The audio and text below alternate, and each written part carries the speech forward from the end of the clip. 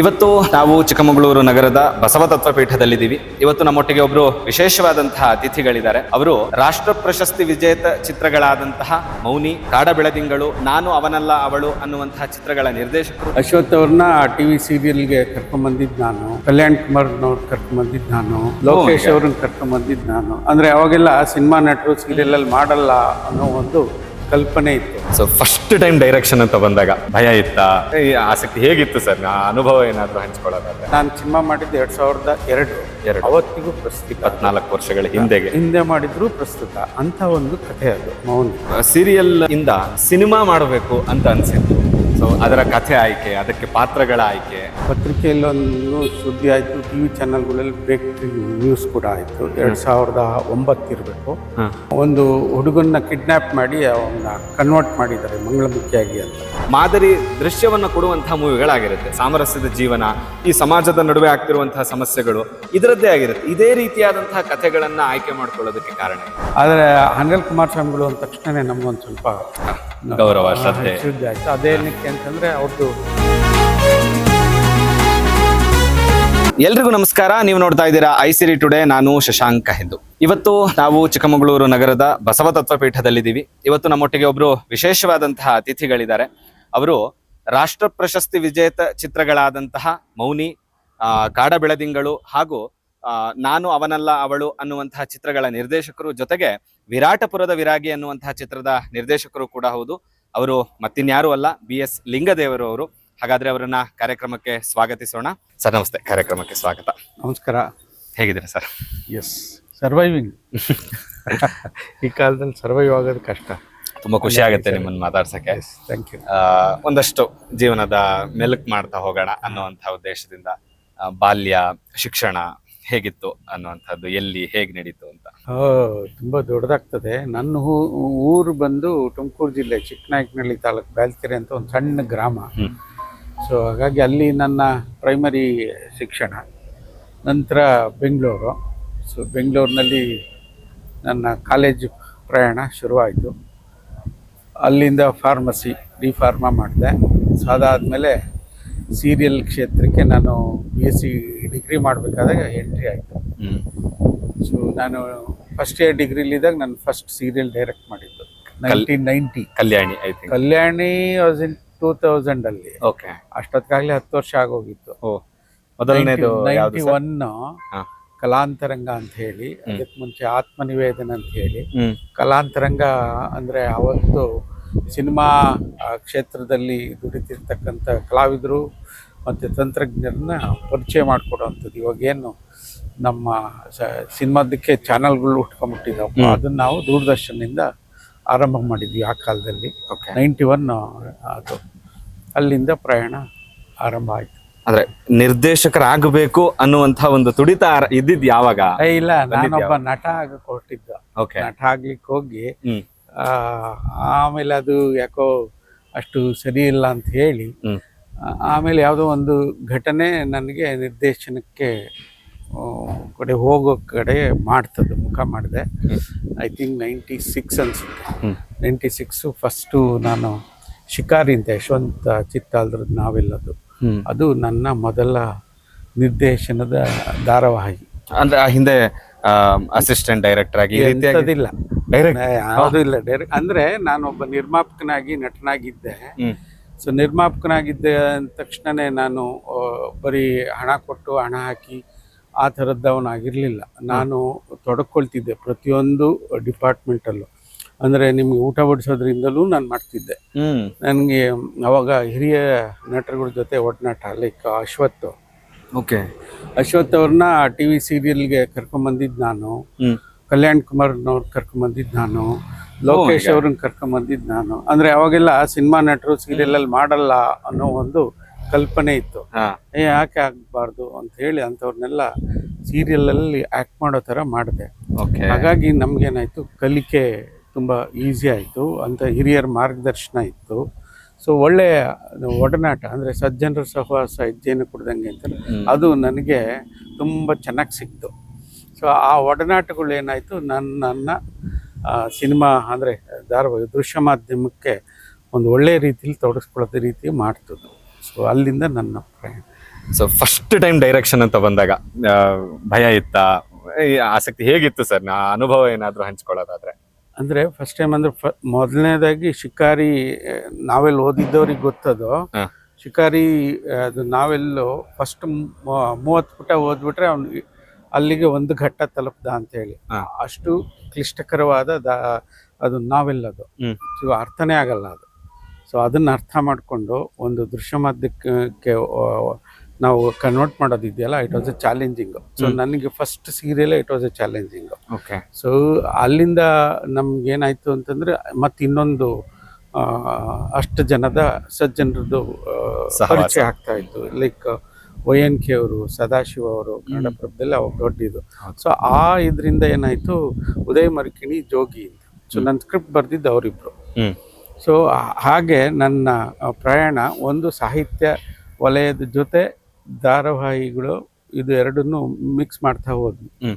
So ಅಂದರೆ ಆಗಿನ ಸಂದರ್ಭದಲ್ಲಿ ಒಂದು ಸಾಹಿತ್ಯ ಕೃತಿಯನ್ನು ದೃಶ್ಯ ಮಾಧ್ಯಮಕ್ಕೆ ಅಳವಡಿಸೋದು, ಅದರಲ್ಲೂ ಧಾರಾವಾಹಿಯಾಗಿ it was a big challenge. ಅದು ಅದರಲ್ಲೂ ಆ ಸಬ್ಜೆಕ್ಟು ಶಿಕಾರಿಯ ಟ್ಯಾಗ್ಲೈನು ಮನುಷ್ಯರಿಂದ ಮನುಷ್ಯನ ಬೇಟೆ ಅಂತ. ಹ್ಮ್. ಇವತ್ತೇನಾಗ್ತಿದೆ, ಅದು ಅವತ್ತು ಅದರ 30 ವಾಸ್ತವಿಕ ಸ್ಥಿತಿಯನ್ನು 30 ವರ್ಷದಿಂದನೂ ಅದೇ ಇತ್ತು, 300 ವರ್ಷದಿಂದಲೂ ಅದೇ ಇದೆ. ಹ್ಮ್. ಸೊ ಮುಂದಕ್ಕೂ ಅದೇ ಇರುತ್ತೆ. ಹ್ಮ್.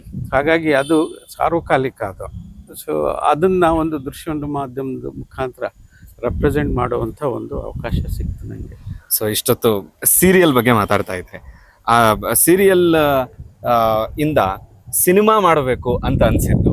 ಸೊ ಅದರ ಕಥೆ ಆಯ್ಕೆ, ಅದಕ್ಕೆ ಪಾತ್ರಗಳ ಆಯ್ಕೆ, ಅದನ್ನ ನಮಗೆ ಎಕ್ಸ್ಪ್ಲೈನ್ ಅದು ನಾನು ಐ ಥಿಂಕ್ 2000 ಕಲ್ಯಾಣಿ ಅಂತ ಒಂದು ಮೆಗಾ ಸೀರಿಯಲ್ ಮಾಡಿದೆ. ಹಾ. ಅದಕ್ಕೆ ಹಿನ್ನೆಲೆಯಾಗಿ ನನಗೆ ಪ್ರೋತ್ಸಾಹ ಕೊಟ್ಟವರು ಶಿವಾನಂದಂ ಅಂತ ಹೇಳಿ, ಇಡೀ ಇದಕ್ಕೆ ಅಡ್ವರ್ಟೈಸ್ಮೆಂಟ್ ಚಾನಲ್ ಅವ್ರದ್ದು. ಸೊ ಆಗೇನಾಯ್ತು, ಅದು ಅವರಿಗೆ ಸಿನಿಮಾ ಮಾಡಬೇಕು ಅಂತ ಅನ್ನಿಸ್ತದು. ಅವ್ರಿಗೆ ಸಿನಿಮಾ ಮಾಡಬೇಕು ಅಂತ ಅನ್ನಿಸ್ದಾಗ ನನಗೆ ಏನಾದರೂ ಒಂದು ಮಾಡ್ರಿ ಅಂತ ಅಂದರು. ಏನು ಮಾಡೋದು? ಸೊ ಎಂತ ಮಾಡೋಕು ಅಂದರು. ಸ್ವಲ್ಪ ತುಂಬ ದೊಡ್ಡ ಬಡ್ಜೆಟದ್ದು ಮಾಡ್ಲಿಕ್ಕಾಗಲ್ಲ ಅಂತ ಹೇಳಿ ಮತ್ತೆ ಸಾಹಿತ್ಯದ ಕೃತಿಯನ್ನು ಮತ್ತೆ ಆರಿಸ್ಕೊಳ್ತಾ ಹೋದ್ವಿ. ಹುಡುಕಾಟ ಶುರು ಮಾಡಿದೆ. ಆ ಹುಡುಕಾಟ ಎಗೇನು ಜೋಗಿ, ಉದಯ್ ಮರ್ಕಿಣಿ ಅವರ ಥ್ರೂನೇ ಶುರು ಮಾಡಿದಾಗ ನನಗೆ ಯಾವುದಾದ್ರೂ ಒಂದು ಸಾಹಿತ್ಯದಲ್ಲಿ ಸಣ್ಣ ಕಥೆಯನ್ನು, ಅದು ಕಾಂಟೆಂಪ್ರರಿಯಾಗೂ ಆಗಿರಬೇಕು ಅನ್ನೋ ಹುಡುಕಾಟದಲ್ಲಿ ನನಗೆ ಸಿಕ್ಕಿದ್ದು ಅನಂತಮೂರ್ತಿ ಅವ್ರದ್ದು ಮೌನಿ ಕತೆ. ಅದು ಬರೆದಿದ್ದು 66, ನಾನು ಹುಟ್ಟೋದಕ್ಕೆ ಮುಂಚೆನೆ ಬರೆದಿದ್ದ ಒಂದು ಕಥೆ ಅದು. ಹಾಗಾಗಿ ಅದು ಅವತ್ತಿನ ಕಥೆಯನ್ನು ನಾನು ಅದನ್ನು ಓದಿದ್ರೆ ನನಗೆ ಅದು ಇವತ್ತೇನು ನಾನು 26ರಲ್ಲಿ ಮಾತಾಡ್ತಿದ್ದೀನಿ, ಇವತ್ತಿಗೂ ಪ್ರಸ್ತುತ ಅದು. ಆ್ಯಂಡ್ ನಾನು ಸಿನಿಮಾ ಮಾಡಿದ್ದು 2002, ಅವತ್ತಿಗೂ ಪ್ರಸ್ತುತ. 24 ವರ್ಷಗಳ ಹಿಂದೆ ಮಾಡಿದ್ರು ಪ್ರಸ್ತುತ ಅಂತ ಒಂದು ಕಥೆ ಅದು ಮೌನಿ. ಸೊ ಹಾಗಾಗಿ ಅದು ಮನುಷ್ಯ ಸಂಬಂಧಗಳು, ಒಂದು ವ್ಯವಸ್ಥೆ, ಒಬ್ಬ ಸಾಮಾನ್ಯ ಮನುಷ್ಯ, ಈ ರೀತಿಯಾಗಿ ಹೇಳ್ತಾ ಹೋಗುತ್ತದು. ಹಾಗಾಗಿ ಅದು ಇಂಟ್ರೆಸ್ಟಿಂಗ್ ಅನ್ನಿಸ್ತು. ಸೊ ಅದನ್ನು ಮೊದಲನೇ ಸಿನಿಮಾವಾಗಿ ಆಯ್ಕೆ ಮಾಡ್ಕೊಂಡ್ವಿ. ಅದು 2002ರಲ್ಲಿ ಆರಂಭ ನಂದು ಸಿನಿಮಾ ಜಗತ್ತಿಗೆ. ಸರ್, ಬರೀ ಮೌನಿ ಅಂತಲ್ಲ, ಈ ನೀವು ಮಾಡಿರೋ ಎಲ್ಲ ಮೂವಿಗಳನ್ನ ನೋಡಿದ್ರೆ ಅದು ಎಲ್ಲದೂ ಕೂಡ ಸಮಾಜಕ್ಕೆ ಒಂದು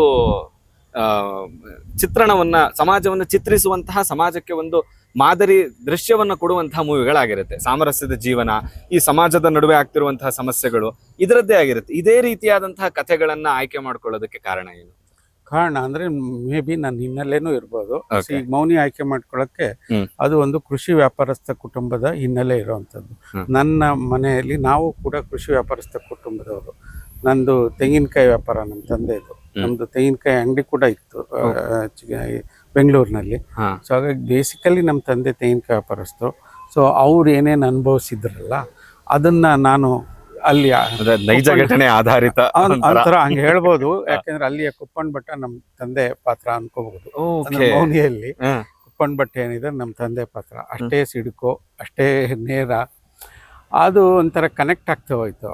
ಸೊ ಅದನ್ನೇ ನಮಗೆ ಅಂದ್ರೆ ನನಗೆ ತಲೆಗೆ ಹೋಗುವಂಥದ್ದಲ್ಲ, ಅದು ನನ್ನ ಹೃದಯಕ್ಕೆ ನಾಟಬೇಕು. ಅದು ಯಾವುದೇ ಒಂದು ವಸ್ತುನ ನಾನು ಮಾಡ್ತಾ ಇದ್ದಾಗ.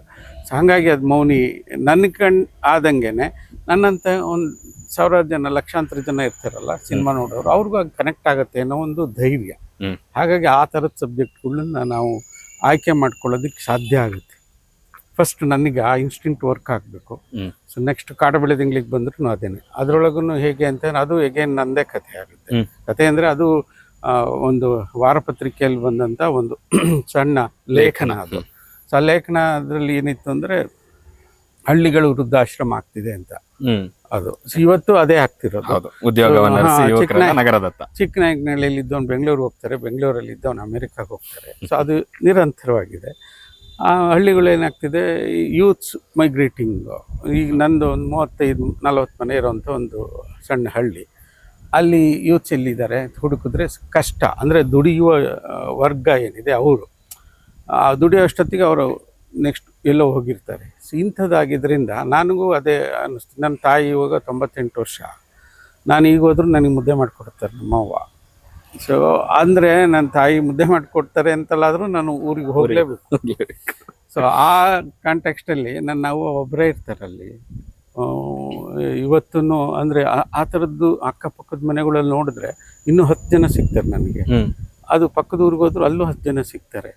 ಸೊ ಹಾಗೆ ಸೊ ಒಂದು ಹಳ್ಳಿಗಳನ್ನ ನಾವು ಇವತ್ತಿನ ಹಳ್ಳಿಗಳನ್ನ ನಾವು ಕಲ್ಪನೆ ಮಾಡ್ತಾ ಹೋದರೆ ಒಂದು ಇದೇ ಏನು ವೃದ್ಧಾಶ್ರಮನೇ ಕಾಣಿಸುತ್ತೆ. ಮೊನ್ನೆ ಒಂದು ಜೋಕ್ ಕೂಡ ನೋಡ್ತಾ ಇದ್ವಿ ಸರ್. ಈಗಿನ ಹಳ್ಳಿಗಳೆಲ್ಲ ಹೆಂಗಾಗಿದೆ ಅಂದ್ರೆ ಇಬ್ರು ಕಳ್ಳರು ಬಂದ್ಬಿಟ್ರೆ ಇಡೀ ಊರ್ ದೋಚ್ಕೊಂಡು ಹೋಗ್ಬಿಡ್ಬೋದು, ಹೊಡೆಯುವಂತ ಯುವಕರು ಯಾರು ಇಲ್ಲ ಅಂತ ಹಂಗಾಗಿದೆ. ಹಂಗೆ ಅದು ಇಟ್ಸ್ ಎ ಫ್ಯಾಕ್ಟ್ ಅಂತ. ಅಂದರೆ ಅದು ನನ್ನ ಹೃದಯಕ್ಕೆ ಇಮಿಡಿಯೇಟ್ ಆಗಿ ಕನೆಕ್ಟ್ ಆಗುವಂಥ ಕಥೆಗಳಾದ್ರಿಂದ ನಾವು ಮಾಡ್ತೀವಿ. ಇನ್ನು ನಾನು ಅವನೆಲ್ಲ ಅವಳು ಮುಂದಿನ ಪ್ರಶ್ನೆ ಅದೇ. ಅದಕ್ಕೆ ಬಂದಾಗಲೂ ಹಾಗೇನೆ ಆಯ್ತು. ಅಲ್ಲಿ ನಾನು ಇರೋದು ಆರ್.ಟಿ. ನಗರಲ್ಲಿ. ನನ್ನ ಮನೆ ಬಳ್ಳಾರಿ ಮೇನ್ ರೋಡಿಂದ ಒಂದು 300 ಮೀಟರ್ ಒಳಗಡೆ ಇರೋವಂಥ ಲೇಔಟ್ನಲ್ಲಿ ಇದ್ದೀನಿ. ಓಕೆ.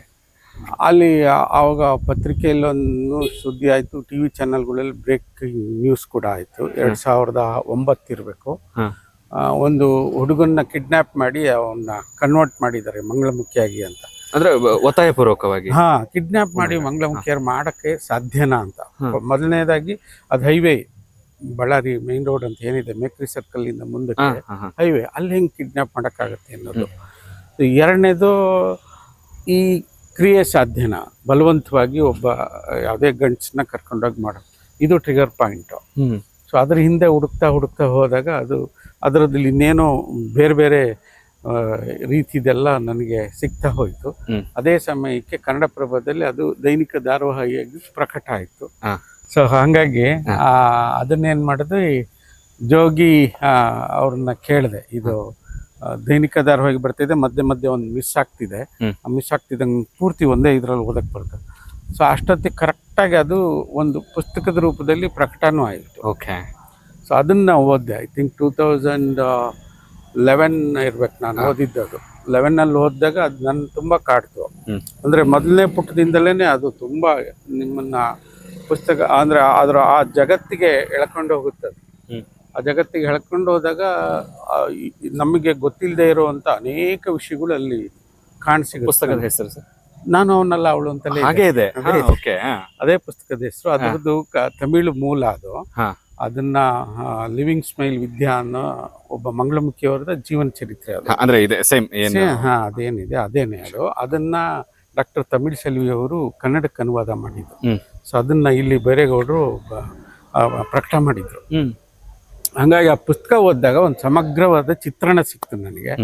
ಯಾಕೆ ಸಿನಿಮಾ ಮಾಡಬಾರ್ದು ಅಂತ ಹೇಳಿ ಅದನ್ನ ಎತ್ಕೊಂಡೆ. ಅಂದರೆ ಅಲ್ಲಿ ಒಂದು ನಮಗೆ ಗೊತ್ತಿಲ್ಲದಿರೋ ಇನ್ನೊಂದು ಜಗತ್ತು ನಮ್ಮ ನಡುವೆನೇ ಇದೆ. ಅವರಿಗೆ ಮುಖ್ಯವಾಹಿನಿಯಲ್ಲಿ ಏನೆಲ್ಲ ತಾಪತ್ರಯಗಳಿದೆ ಅನ್ನೋದು ಒಂದು ನಮಗೆ ಹತ್ತಿರ ಆಗ್ತಾ ಹೋಯಿತು. ಸೊ ಇನ್ಫ್ಯಾಕ್ಟ್ ಅದನ್ನು ಓದಿದಾಗ ನನಗೆ ಒಂದು 2-3 ದಿವಸ ನಾನು ಕಣ್ಣೀರು ಹಾಕ್ತಾ ಕೂತಿದ್ದೆ, ಅಷ್ಟು ಹಾಂಟ್ ಮಾಡಿತ್ತದು ಆ ಕಥೆನ. ಹಾಗೆ ಅದು. ಸೊ ಆ ಕತೆ ತೊಗೊಂಡೆ. ನೆಕ್ಸ್ಟ್ ಒಂದು 3-4 ವರ್ಷ ಹಂಗೆ ಆರಾಮಾಗಿದ್ವಿ. ಅಷ್ಟೊತ್ತಿಗೆ ಕೋವಿಡ್ ಬಂತು. ಕೋವಿಡ್ ಟೈಮಲ್ಲಿ ದೆಹಲಿಯಲ್ಲಿರೋವಂಥ ಶ್ರೀಕಂಠ ಚೌಕಿ ಮಠ ಅಂತ ಹೇಳಿ ಅವರು ಅಖಿಲ ಭಾರತ ವೀರಶೈವ ಮಹಾಸಭಾದ ಅಲ್ಲಿಯ ಡೆಲ್ಲಿಯ ಪಾರ್ಟ್ದು ಅಧ್ಯಕ್ಷರು. ಓಕೆ. ನಾವು ಸಿನಿಮಾ ಮಾಡಬೇಕು ಅಂತಿದ್ವಿ ಗುರುಗಳದು ಅಂತ. ನಾನು ಐ ವಾಸ್ ನಾಟ್ ಸೀರಿಯಸ್ ಅವಾಗ. ವಿರಾಟಪುರ. ಆದರೆ ಹಾನಗಲ್ ಕುಮಾರಸ್ವಾಮಿಗಳು ಅಂದ ತಕ್ಷಣನೇ ನಮಗೊಂದು ಸ್ವಲ್ಪ ಗೌರವ ಶ್ರದ್ಧೆ ಆಯಿತು. ಅದೇನಕ್ಕೆ ಅಂತಂದರೆ ಅವ್ರದ್ದು 100 years ಸೆಂಟಿನರಿ ಆದಾಗ ಒಂದು ಡಾಕ್ಯುಮೆಂಟ್ರಿ ಮಾಡಿದ್ದೆ ಅವ್ರ ಬಗ್ಗೆ. ಸೊ ನನಗೊಂದು ಸ್ವಲ್ಪ ಅರಿವಿತ್ತು ಅದು. ಸೊ ಅವ್ರ ಸಿನಿಮಾ ಅವ್ರ ಬಗ್ಗೆ ಅಂತಂದಾಗ ಒಂದಿಷ್ಟು ಹೆದರಿಕೆ ಆಯಿತು. ನಾನು ತುಮಕೂರು ಜಿಲ್ಲೆಯವನು, ತುಮಕೂರು ಜಿಲ್ಲೆ ಚಿಕ್ಕನಾಯಕನಹಳ್ಳಿ. ಅಂದರೆ ನಾವು ಎಕ್ಸ್ಟ್ರೀಮ್ ಸೌತಲ್ಲಿ ಇರೋವಂಥವ್ರು, ಇದು ಎಕ್ಸ್ಟ್ರೀಮ್ ನಾರ್ತಲ್ಲಿ ಇರೋದು ಕರ್ನಾಟಕದಲ್ಲಿ. ನಾವು ಹೇಳ್ತಾ ಹೋದಾಗ ಅದು ಯಾತಕ್ಕೆ ಹೇಳ್ತಿದ್ದೀನಿ ಅಂದರೆ, ನಾವೆಲ್ಲ ಗುಡಿ ಪರಂಪರೆಯವರು. ನೀವು ಉತ್ತರ ಕರ್ನಾಟಕಕ್ಕೆ ಹೋದರೆ ಅಲ್ಲಿ ಗುರು ಪರಂಪರೆ. ಓಕೆ. ಸೊ ಇದು ನಮಗೆ ಸ್ವಲ್ಪ ಕಷ್ಟ, ಗುರು ಪರಂಪರೆಗೆ ನಾನು ಒಳಗೆ ಹೋಗೋದು ಹೆಂಗಪ್ಪ, ಆ ಜಗತ್ತಿಗೆ ಪ್ರವೇಶ ಮಾಡೋದು ಅಂತ. ಸೊ ಆದರೆ ಅದು ಟೈಮ್ ತಗೊಂಡೆ, ಅವರು ಟೈಮ್ ಕೊಟ್ಟರು. ಹೆಚ್ಚು ಕಮ್ಮಿ ಒಂದು 3 ವರ್ಷ ಸ್ಕ್ರಿಪ್ಟ್ ಮಾಡಿದೆ ಅದು. ಸೊ ಅದಾದಮೇಲೆ ಅಷ್ಟೊತ್ತಿಗೆಲ್ಲ ಒಂದು ಘಟ್ಟ ಆಗಿತ್ತು. ಐ ಥಿಂಕ್ 2023 ಸಿನಿಮಾ ಕಂಪ್ಲೀಟ್ ಆಯಿತು. ಸೊ ಕೋವಿಡಲ್ಲಿ ಶುರುವಾಗಿದ್ದದು, 23ನಲ್ಲಿ ಒಂದು ಸಿನಿಮಾಗೆ ಆಚೆಗೆ ಬಂತದ್ದು. ಸೊ ಅದೇನೋ ನಮ್ಮ ಪೂರ್ವಜರ ಮಾಡಿದ ಪುಣ್ಯದ ಫಲ ಅದು ನನಗೆ ಸಿಕ್ತು ಅಂತ. ಅಂದರೆ ನಾನು ಆ ಪರಂಪರೆ ಏನು ನೋಡಿಲ್ಲದೆ ಇರೋನು, ಕೇಳಿಲ್ಲದೆ ಇದ್ದವನಿಗೆ ಒಂದು ಅಂಥ ಒಬ್ಬ ದೊಡ್ಡ ವ್ಯಕ್ತಿಯ ಮಾಡುವಂಥ ಅವಕಾಶ ಸಿಕ್ತು. ಸೊ ಅದಕ್ಕೆ ನನ್ನ ಹಿರಿಯರಿಗೆ, ಗುರು ಎಲ್ಲರಿಗೂ ನಾನು ಎಷ್ಟು ನಮಸ್ಕಾರ ಹೇಳಿದ್ರು. ಅದು ನಿಮ್ ದೊಡ್ಡತನ ಸರ್. ಅಂದ್ರೆ ಈ ಪ್ರಪಂಚದಲ್ಲಿ ಎಲ್ಲದನ್ನು ನಾನೇ ಮಾಡಿದೆ ಅಂತ ಅನ್ಕೊಳ್ಳೋರ್ ಮಧ್ಯೆ ಪೂರ್ವಜರಿಗೆ, ಹಿರಿಯರಿಗೆ ಇಲ್ಲ, ಅವ್ರು ಮಾಡಿದ್ದು ಪುಣ್ಯದಿಂದಲೇ ನನಗೆ ಆ ಪ್ರಾಜೆಕ್ಟ್ ಸಿಕ್ಕಿದ್ದು. ಸೊ ಅದು ತುಂಬ ಇಂಪಾರ್ಟೆಂಟು. ಅಂದರೆ ಇವತ್ತು ನಾವು ಒಬ್ಬ ಸ್ವಾಮೀಜಿ ಆದವರು ಏನೇನು ಮಾಡ್ಬೋದು ಅನ್ನೋದಕ್ಕೆ ತುಂಬ ನಿದರ್ಶನ, ಅದ್ಭುತವಾದ ನಿದರ್ಶನ ಅದು. ಹಾನಗಲ್ ಕುಮಾರ ಸ್ವಾಮಿಗಳು ಆ ಕಾಲದಲ್ಲಿ ಎಂತೆಂಥ ಕೆಲಸ ಮಾಡಿದ್ದಾರೆ. ಇವತ್ತೇನು ನೆನಪಿಟ್ಕೊಳ್ಳುವಂತಹ ಒಂದಷ್ಟು ವ್ಯಕ್ತಿಗಳಲ್ಲಿ ನಮ್ಮ ಶಿವಕುಮಾರ ಸ್ವಾಮಿಗಳು, ಹಾನಗಲ್. ಹೌದು, ಹಾನಗಲ್ ಕುಮಾರ ಸ್ವಾಮಿಗಳು ಆ ಕಾಲಘಟ್ಟದಲ್ಲಿ ಕಾಲ್ನಡಿಗೆಯಲ್ಲಿ ಹಳ್ಳಿ ಹಳ್ಳಿಗೆ ಹೋಗಿ ಶಾಲೆಗಳನ್ನ ಆರಂಭಿಸ್ತಾರೆ. ನಮಗೆ ಪುಟ್ಟರಾಜ ಗವಾಯಿ ಅಂಥವ್ರದ್ದು ನಮಗೆ ಕೊಡ್ತಾರೆ, ವಚನ ಸಾಹಿತ್ಯನ ಕೊಡ್ತಾರೆ. ಅಂಥದ್ದೆಲ್ಲ ಸಾಧ್ಯವಾಗಿದ್ದು ಅವರಿಂದ. ಸೊ ಹಾಗಾಗಿ ನಾವು ಅವರನ್ನು ಮರೀಲಿಕ್ಕೆ ಆಗೋದೇ ಇಲ್ಲ. ಅಂಥ ವ್ಯಕ್ತಿಯನ್ನು ಈಗಿನ ಸಮಾಜಕ್ಕೆ ಪರಿಚಯಿಸುವಂಥ ಕಾರ್ಯ ನನ್ನಿಂದ. ಇದಕ್ಕೆ ಮೂಲ ಕಾರಣ ನಾವು ಮೌನ ತಪಸ್ವಿಗಳು ಅಂತ ಹೇಳಿ ಜಡೆ ಶಾಂತಲಿಂಗೇಶ್ವರ ಮಹಾಸ್ವಾಮಿಗಳು ಅಂತ ಏನಿದ್ದಾರೆ, ಅವ್ರನ್ನ ನೆನೆಸ್ಕೋಬೇಕು. ಅವ್ರ ಮುಖಾಂತರ ಆಗಿದ್ದದ್ದು. ಓಕೆ. ಸೊ ಅವರು ಚೌಕಿ ಮಠಕ್ಕೆ ಭೇಟಿ ಮಾಡಿ ಅವರ ಆಸೆಯನ್ನು ವ್ಯಕ್ತಪಡಿಸಿದ್ದಾರೆ. ಚೌಕಿ ಮಠದ ಜವಾಬ್ದಾರಿ ಏನಿತ್ತು ಅಂದರೆ ನಿರ್ದೇಶಕನ ಹುಡುಕೋದು. ಸೊ ಹೀಗೆ ಒಂದಕ್ಕೊಂದು ಕನೆಕ್ಟ್ ಆಯಿತು. ಸೊ ಆ ಇದರಲ್ಲಿ ಎಲ್ರೂ ಅವರ ನಮ್ಮ ಮೌನ ತಪಸ್ವಿಗಳ ಒಂದು ದೊಡ್ಡ ಬಳಗ ಇದೆ, ಸಮಾಧಾನ ಅಂತ ಹೇಳಿ. ಆ ಬಳಗ, ಎಂಟೈರ್ ಬಳಗ ಆ ಸಿನಿಮಾ ಹಿಂದೆ ನಿಂತ್ಕೊಂತು. ಸೊ ಹಾಗಾಗಿ ಅದು ಸಿನಿಮಾ ಆಗ್ಲಿಕ್ಕೆ ಸಾಧ್ಯ ಆಯಿತು. ಐಸಿರಿ ಟುಡೇ, ವಾಯ್ಸ್ ಆಫ್ ಡೆಮೋಕ್ರಸಿ.